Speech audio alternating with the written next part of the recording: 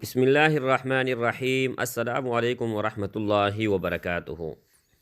دوستو، آج کا سمجھو ایک تحفہ دینے جا رہا ہوں، وظائف کا سردار دینے جا رہا ہوں، اور ایک ایسا وظیفہ دینے جا رہا ہوں کہ اس کے قبولیت میں اگر کوئی شک کرے گا کہ قبول ہوگا یا نہیں تو وہ دائرہ اسلام سے خارج ہے۔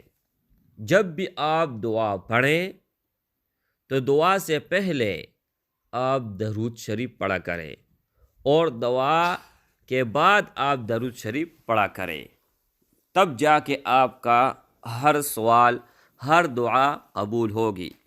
محبوب رسول اللہ صلی اللہ علیہ وآلہ وسلم کے پاس ایک صحابی آئے اور فرمانے لگے کہ میں 4 گھنٹے وظائف کرتا ہوں، جن میں سے 1 گھنٹہ آپ پر درود بھیجتا ہوں اور 3 گھنٹے میں اور وظائف کرتا ہوں۔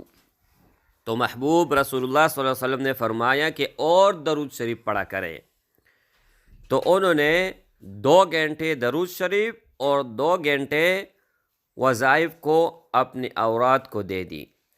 تو محبوب رسول اللہ صلی اللہ علیہ وسلم نے فرمایا اور پڑھا کرے، تو انہوں نے 3 گھنٹے کر لی۔ اس کے بعد پھر فرمایا کہ اے میرے صحابی اور پڑھا کرے، تو انہوں نے فرمایا کہ 4 گھنٹے میں ہی درود شریف پڑھا کروں گا۔ تو محبوب رسول اللہ نے فرمایا جی ہاں، آپ 4 گھنٹے ہی درود شریف، 24 گھنٹے درود شریف، جب بھی وقت ملے تو آپ درود شریف ہی پڑھا کرے، کیونکہ ہر غم، ہر مصیبت، ہر پریشانی، چاہے اگر پہاڑ جتنا بڑا پریشانی کیوں نہ ہو، تو میرے اللہ اس درود شریف کے برکت جو اس کے محبوب پر آپ پڑھو گے تو اللہ جل شانہ کے فضل اور کرم سے کوئی غم نہیں رہے گا، کوئی وہم نہیں رہے گا، کوئی پریشانی نہیں رہے گی، چاہے آپ کسی بھی نیت سے پڑھیں۔ لیکن سب سے پہلا نیت یہ ہونا لازمی ہے کہ یہ میں اللہ جل شانہ رضا کے لیے پڑھتا ہوں اور محبوب رسول اللہ صلی اللہ علیہ وسلم کو خوش کرنے کے لیے پڑھتا ہوں۔ پھر جا کے آپ کے تقدیر کے فیصلے کس طرح بدلتے ہیں آپ آزما کر تو دیکھیں۔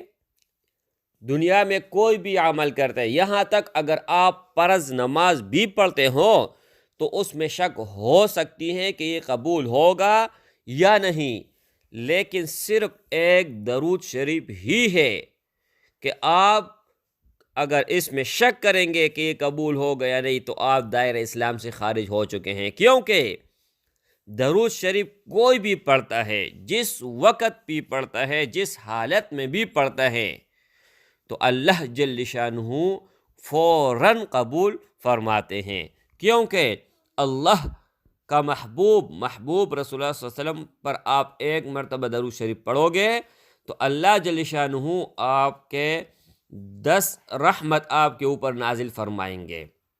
ایک رحمت قیامت تک کے لیے، سارے جہان کے لیے کافی ہے۔ اب آپ اندازہ لگا لیں کہ آپ اپنے اوپر کتنا رحمت، اپنے گھر والوں کے اوپر کتنا رحمتیں نازل کرنا چاہتے ہیں۔ ثواب کی نیت سے جتنا زیادہ ہو سکے شیئر کریں۔